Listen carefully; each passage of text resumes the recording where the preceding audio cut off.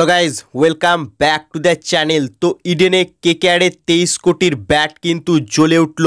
হ্যাঁ ফ্রেন্ডস, হায়দ্রাবাদের বিরুদ্ধে তাণ্ডব চালালো কেকেআরের ব্যাটসম্যানরা। হ্যাঁ ফ্রেন্ডস, এদিন দুরন্ত কামব্যাক করলো কেকেআর টিম। মুম্বাইয়ের কাছে যে ভুলের কারণে হেরেছিল কেকেআর, সেই ভুল শুধরে এদিন কিন্তু হায়দ্রাবাদকে হারালো কেকেআর টিম, যেখানে এদিন ইডেনে ব্যাটে বলে দুরন্ত কেকেআর। হ্যাঁ ফ্রেন্ডস, তো শুরু থেকে শুরু করা যাক। তো এদিন টসে জিতেছিল সানরাইজার্স হায়দ্রাবাদ টিম এবং প্রথমে ফিল্ডিং করার সিদ্ধান্ত নিয়েছিল। এরপর প্রথমে ব্যাট করতে আসে কেকেআরের দুই ওপেনার সুনীল নারিন আর কুইন্টন ডিকক, এবং আগের ম্যাচের মতনই কেকেআরের স্টার্টও এই ম্যাচেও ভালো হয়নি, যেখানে 16 রানের মধ্যেই দুই ওপেনারকে হারায় কেকেআর টিম। এরপর ক্যাপ্টেন রাহানে আর আঙ্ক্রিস রঘুবংশী এই দুজনের মধ্যে 81 রানের পার্টনারশিপ হয়। এরপর রাহানে সে কিন্তু 38 রান করে আউট হয়ে যায় একটা খারাপ শট খেলে, এবং রঘুবংশী সেও কিন্তু 50 রান করে আউট হয়ে যায়। অর্থাৎ আরসিবির বিরুদ্ধে কেকেআরের যে সিচুয়েশন ছিল, সিমিলার সিচুয়েশন এই ম্যাচেও ছিল।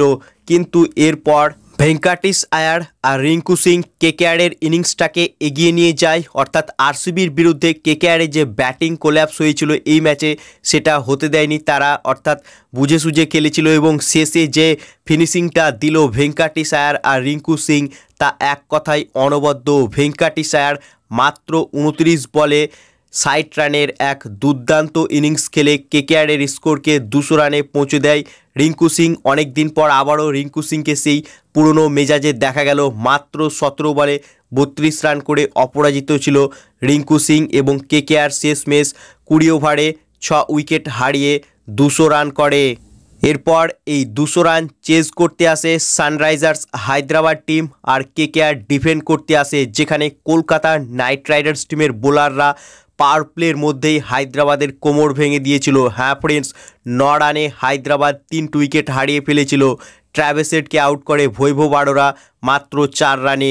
এছাড়াও অভিষেক শর্মাকে আউট করে হর্ষিত রানা 2 রানে, এবং ঈশান কিষান সেও কিন্তু 3 রানে আউট হয়ে যায় বৈভব আরোরার বলে। অর্থাৎ ঈশান কিষানের যে ক্যাচটা নিয়েছিল অজিঙ্ক্য রাহানে, তা এক কথায় দুর্দান্ত ক্যাচ ছিল। অর্থাৎ পাওয়ার প্লের মধ্যেই হায়দ্রাবাদের কোমর ভেঙে দিয়েছিল কেকেআরের বোলাররা। এবং এদিন ইডেন গার্ডেন্সের পিচে কিন্তু হালকা টার্নও হচ্ছিল, এই কারণেই কেকেআর 3-3টে স্পিনার নিয়েছিল।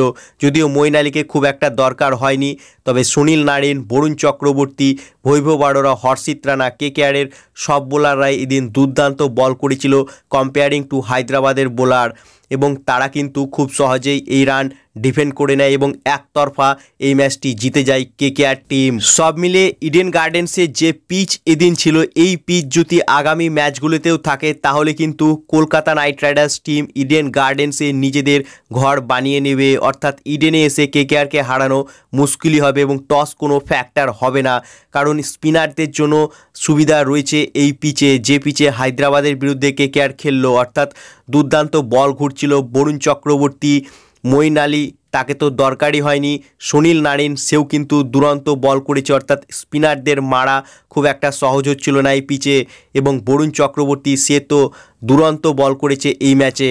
সব মিলিয়ে আজকের ম্যাচের সেরা ভেঙ্কাটিস আয়ার। অর্থাৎ চ্যাম্পিয়ন টিম ভালোভাবেই জানে কিভাবে কামব্যাক করতে হয়। মুম্বাইয়ের বিরুদ্ধে যেভাবে 116 রানে অল আউট হয়ে যাওয়া কেকেআর টিম এদিন হায়দ্রাবাদকে হারালো, তা এক কথায় অনবদ্য। বাকি তোমাদের কি মনে হয়, কেকেআর আগামী ম্যাচগুলোতেও কি ইডেন গার্ডেন্সে এইভাবে জয় তুলতে পারবে? তোমাদের কি মতামত এ বিষয়ে, তা কমেন্ট করে জানাও। এবং ভিডিওটি ভালো লাগলে ভিডিওটিকে করো লাইক, এবং আইপিএল ও কেকেআর সম্বন্ধে আরও খবর পাওয়ার জন্য চ্যানেলকে করো সাবস্ক্রাইব। ধন্যবাদ।